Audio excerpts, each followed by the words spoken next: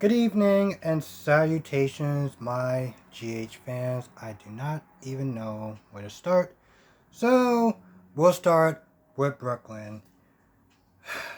I, you know,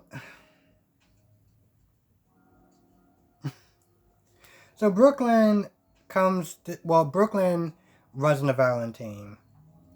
And, it seems like it's pretty friendly, as far as, Valentine is, talking about, coming back into, to deception and maybe not singing, but, being a manager and stuff like that, just compliment her and everything. Meanwhile, Brooklyn is trying to get out of this whole conversation. Valentine is like, you seem like you're trying to avoid me. And Brooklyn is like, fine. So she pretty much opens up her jacket and yeah. Now the first thing Valentine does is sort of laugh a little bit. And I'm just like, well, that's a unique reaction to finding out that you're having a child. That's new. Um but then after that, Brooklyn I Brooklyn comes out of her mouth and just starts to get really defensive. Um Talking about my pregnancy and, we'll decide stuff on my terms. And I'm just like, that's some real trifling ish right there. That is some real trifling ish. And, just the bitchiness of it all just really just irked me, you know? And it got to a point where Valentine's like, listen, I'm not trying to tell you how to, like manage your body and stuff like that. But when the child is born, I am the father. Like I have rights. And that's one of the things, just in general, hold on a second. That is one thing that really does irk me in certain situations like that. Where it's like, the woman will sit there and try, not all, but, certain women will sit there and try to act like men don't have any rights, you know? And that was the one thing I was like, Brooklyn, listen, I'm glad that you're back. I like your character. I mean, yeah, you can get on my nerves at times, but I generally do like your character. But whatever this BS that you're doing now, this is taking it a little bit too far. You know, her whole confrontation with Lulu was petty at best. Her whole flirtation with Dustin was, again, petty at best. But when you involve a child and the little game that she's going to be playing, that's when it gets to a point where it's like, it's not funny. It's not, it's not spicy. It's not any of those. Okay. It is vindictive and it is crossing the line. And, after she has a little temper tantrum or whatever, she walks off. Now later on, Valentine is like, yeah, Martin, yeah, it's time to keep. I'm gonna need you in a little situation that we got going on.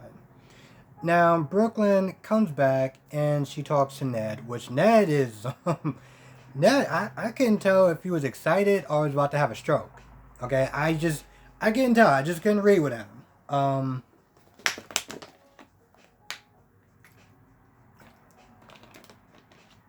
I still couldn't read him because in one panel he's like, I'm happy that you're gonna be a mother, and then on the other hand, he's like, this guy who practically screwed us over is gonna be tied to us through that baby. The stage just can't get any better, really can't. But that's when Brooklyn's like, no, I have a plan, and I'm like, you know, before I finish whatever sentence I'm gonna finish with, I'm just not even gonna finish with it because I'm pretty sure it's going to be really negative, but I want to know from everyone, what do you think as far as this whole Brooklyn trying to use this baby as some sort of whatever she's going to be using it as, whatever plan that she has as far as this child towards Valentine. What do you think about this whole situation? Just write it down in the comment section below. And yeah. Now before then, Ned was sitting there talking to Olivia. I don't know where to go at this point. Because Olivia was sitting there talking, and Olivia was like, you changed, like as far as like trying to go back to the way things were, and they can't because, they change.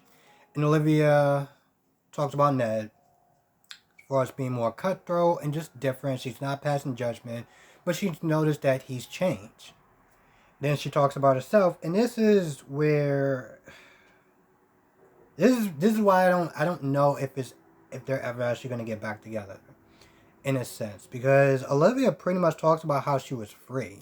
Like, she got to travel, she got to do fun stuff, she got to not just be a mother and a wife, she got to actually be the person who took chances.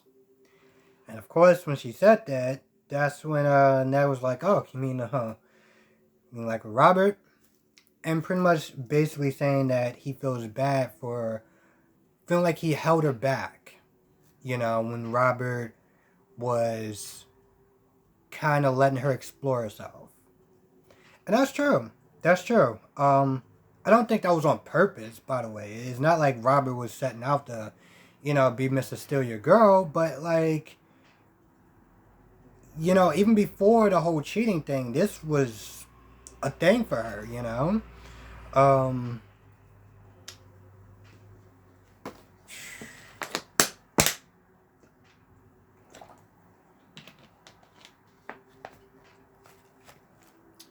I feel like this is going to be a thing.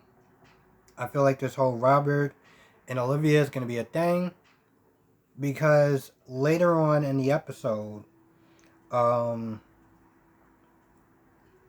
Olivia winds up meeting up with Robert, and they're talking about Ned and how she doesn't know she can get past the whole cheating thing. And I'm like, why do you keep saying the cheating thing? Because it's not just the cheating part. You say that like that's the only act that's gonna break up this whole marriage. Not you being a different person and him being different. Nope. Just cheating. Okay. So they talk about that, and Robert was like, "Well, I had my suspicions when I saw Ned and Alexis, kind of like bumping heads or whatever, and kind of just talking amongst themselves, but I didn't want to say anything to cause trouble." And pretty much, this is something that was just kind of odd. So Olivia was like, "Well, I want to thank you for allowing me to be myself," or something along those lines. And I was like, so you're not going to chastise him a bit on the fact that he knew there was a possibility that those two were hooking up, but he didn't say anything because he didn't want to cause trouble? And you're thanking him why? Like, I'm not saying that she should be totally angry at him, but like, if somebody's your friend and they suspect, there's something going on with your relationship, whether you're married or not, and they choose not to say anything because they don't want to cause trouble, you tell me you're not going to give them any sort of smoke or anything like that? You're just going to be like, "Nah, I just want to thank you for, just being a good friend," or something along those lines. Yeah, I don't see that, but I could be wrong. Well, it's not that I could be wrong, but I don't see that, but let me know what you think.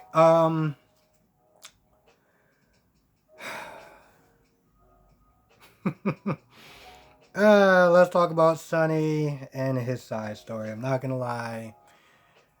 And this is one of those things where it's like, man, I can't tell if I just had a long day or most of Sonny's scenes with Phyllis were just boring as hell.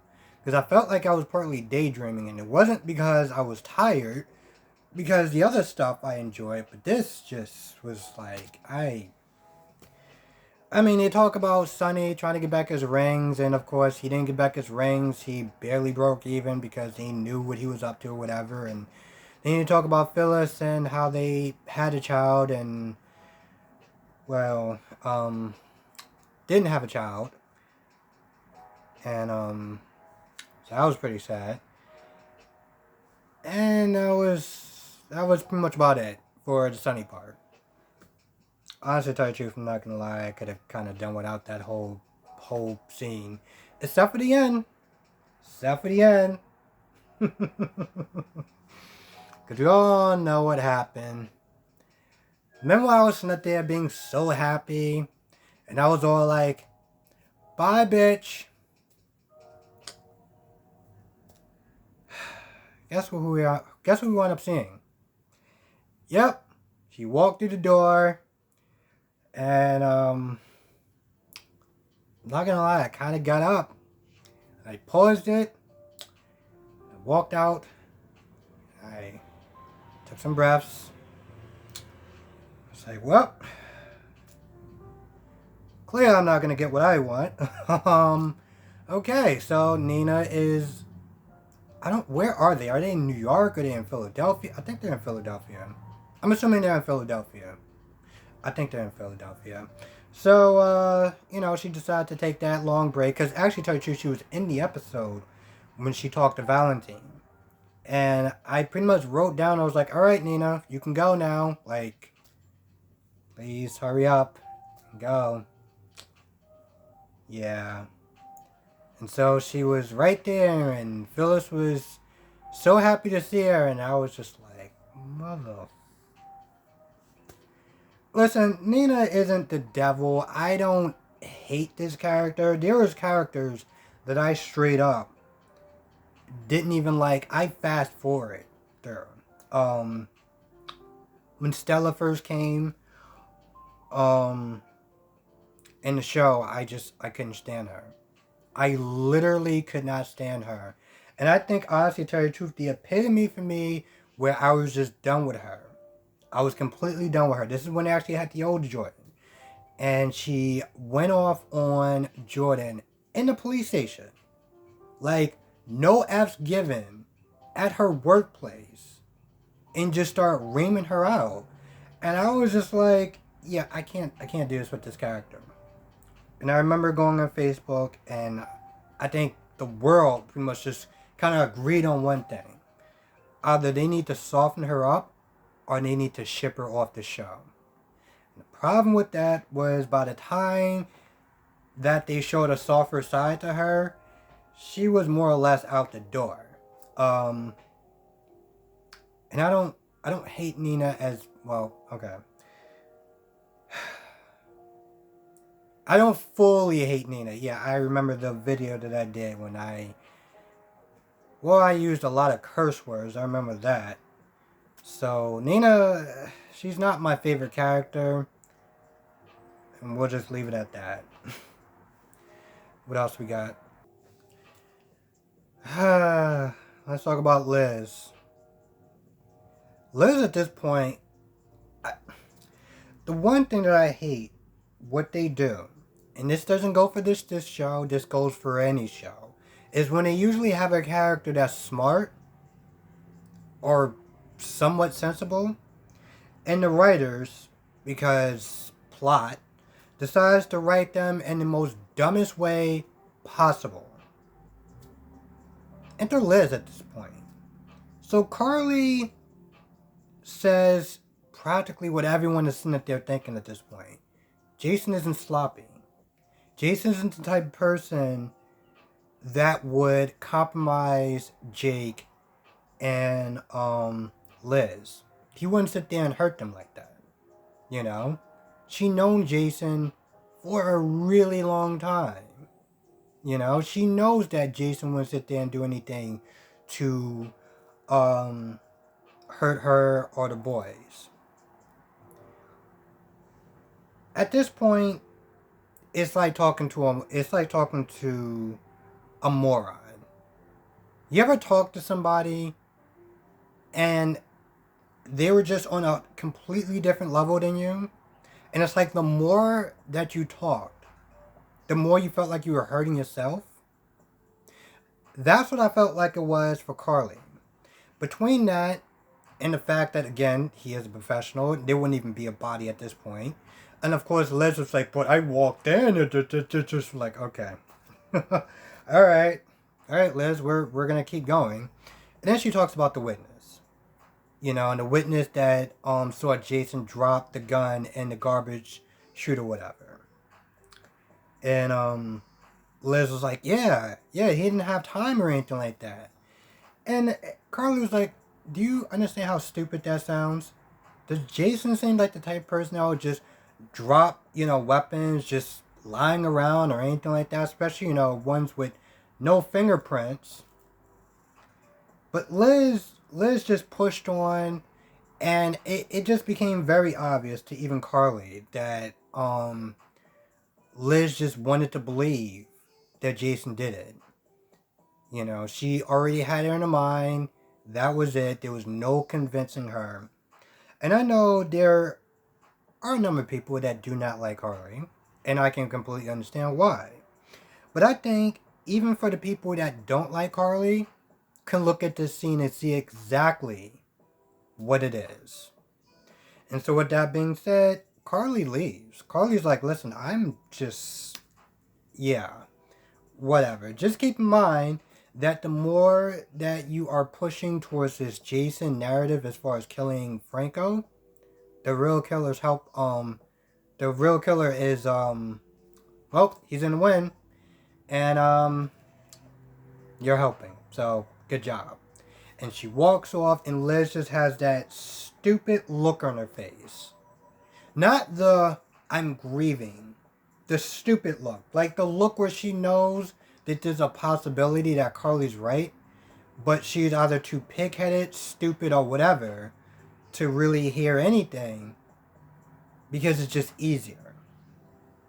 So this is pretty much what we're gonna be dealing with as far as Liz goes. So so awesome, so great.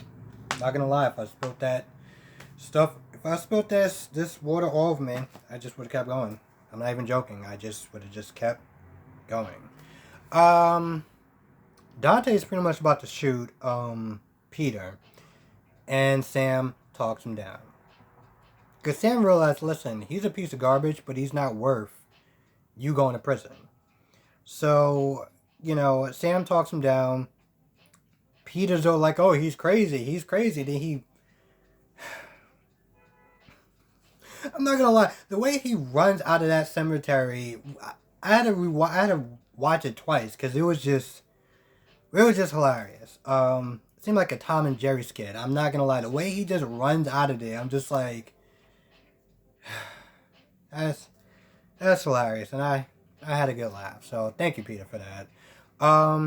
Peter does wind up talking to Cyrus. Now Cyrus was talking to Jackie, and of course Jackie was like, "You can beat it." And Robert came, and Robert put his hands on Cyrus' shoulder, like, "Bro, she don't want you here. Peace out." He walks off. Now later on, they meet up.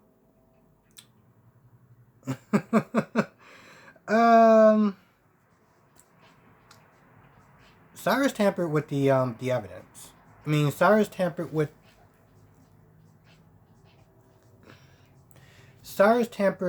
the paternity test.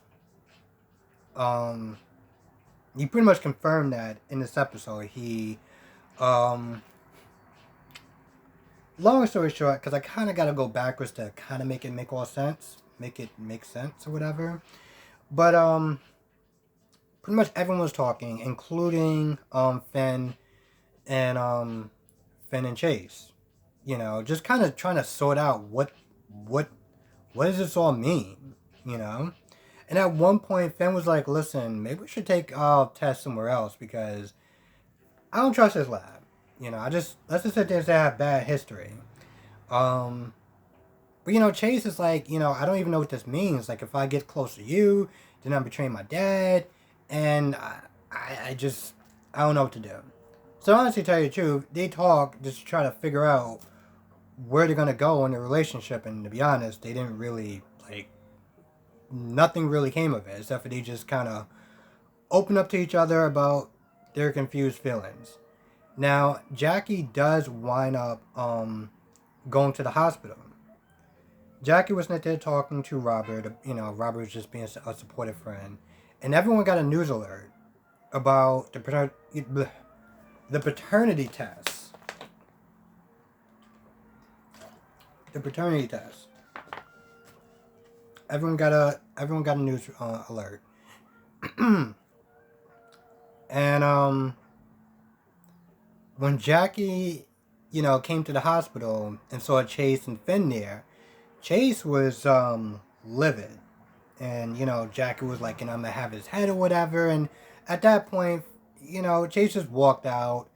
And we get to the scene with Peter and Cyrus. Now, Peter was the one that put out the the story about the paternity test. And Cyrus was the one that doctored that said paternity test. He also said he was going to sue Jackie, so, that's a thing.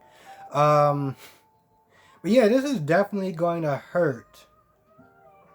It's definitely going to hurt her career. Here's the thing. I feel like it would hurt her career either way. Even if the test came back where Gregory was the father, it still would have hurt her career. That's just... I mean, look how everything is now. So, well, cancel culture. So, yeah, her career would have took a definite dive. What else we got? Yeah, I think that's about it. I really think that's about it. If I missed anything, please let me know in the comment section below. Yeah, I mean, the whole Finn and Chase scene, I thought it was interesting, but I felt like it didn't really go anywhere. Like, they talked about their feelings, and Chase just pretty much talked about how confused he was. Navigating now that, he's his bio dad, but, he still feels like he's his brother. And, Finn feels the same way. So, like, they're both just in this weird limbo. But I guess it's better for them to talk than for them to avoid each other, because Finn, well, he has a track record for just avoiding people in general. Anyway, I think that's about it. If I miss anything, please write down in the comment section below, because every now and then I will tend to miss things. Thank you so much for watching, by the way. I really do appreciate it. And I always appreciate reading the comments and stuff like that, because it definitely does help me as far as, my reviews and stuff like that moving forward. So, hope everyone has a great weekend. Be safe. I will catch you in the next video.